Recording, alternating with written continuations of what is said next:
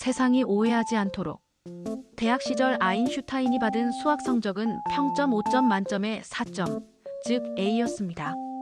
그런데 이 성적표를 본 누군가가 살을 뒤로 생각했습니다. 여기에 그를 가르쳤던 취리히 대학교의 담당 교수가 아인슈타인이 수학을 잘하지 못했다고 언급하면서 아인슈타인은 수학을 잘 못했다. 아인슈타인은 수학에서 낙제를 받았다는 오해가 일반화된 상식이 되었습니다. 그러나 그는 수학에도 재능이 있었습니다. 다만 수학에 엄청난 재능을 가진 다른 세계적인 물리학자들에 비해서 상대적으로 부족했을 뿐입니다. 나폴레옹의 키 역시 마찬가지입니다.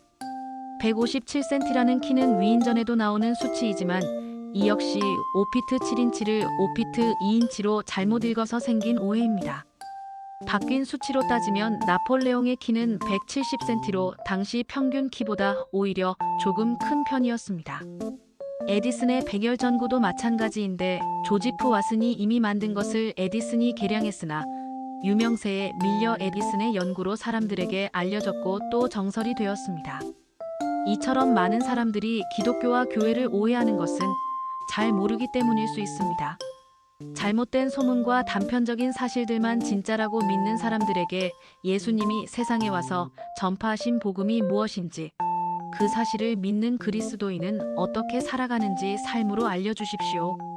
오늘 말씀을 통해 하나님을 제대로 알지 못하는 사람에게 하나님과 교회에 대해 분명히 알려주는 그리스도인의 삶에 대해 생각해 보겠습니다.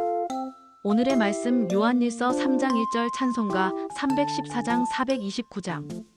보라, 아버지께서 어떠한 사랑을 우리에게 주사 하나님의 자녀라 일컬음을 얻게 하셨는고 우리가 그러하도다. 그러므로 세상이 우리를 알지 못함은 그를 알지 못함이니라.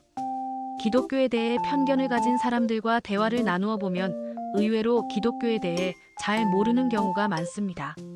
그들은 자신들이 본 단편적인 면만 보고 기독교에 대해 평가하고 바꾸려고 하지 않습니다. 어쩌면 그들에게 기독교와 교회에 대해 분명히 말해준 사람이 없기 때문일 것입니다. 이 세상 사람들은 하나님에 대해 잘 알지 못합니다. 그래서 하나님을 세상의 헛된 우상과 크게 다를 바가 없다고 여깁니다.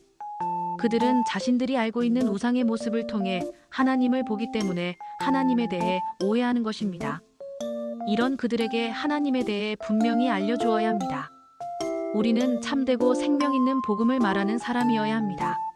물론 어떤 사람들은 악한 마음으로 이 놀라운 생명의 복음을 듣고도 거부합니다. 하지만 그런데도 우리는 예수 그리스도로 구원받는 복음을 전해야 합니다. 오직 예수 그리스도로 말미암는 구원을 선포해야 하는 것입니다. 우리는 주님의 선하심을 닮아 선한 삶을 살아야 합니다. 사람들이 기독교와 교회에 대해 오해하는 가장 큰 이유는 그리스도인들이 선한 삶을 살지 않은 모습을 보았기 때문입니다. 그들이 하나님과 교회에 대해 편견 없는 마음을 가질 수 있도록 늘 선한 삶을 사시기 바랍니다. 우리의 선한 삶이 세상 사람들이 가지고 있는 기독교와 교회에 관한 오해를 바로잡고 한 생명이라도 더 살릴 수 있을 것입니다. 주님께서 긍휼히 여기시는 한 생명을 위해 참된 복음을 전하고 선한 삶을 사십시오. 오늘의 기도.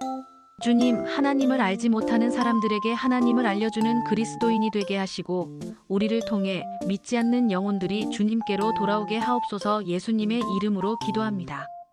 아멘.